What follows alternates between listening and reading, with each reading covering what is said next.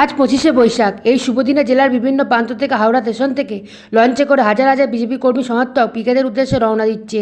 রাজ্যের পালাবদল হওয়ার পর আজই মুখ্যমন্ত্রী শুভেন্দু অধিকারী শপথ গ্রহণ অনুষ্ঠান দেখতে বিজেপি কর্মী সমর্থকদের ঢল হাওড়া স্টেশনে। আপনারা দেখছেন বনশ্রী নিউজে।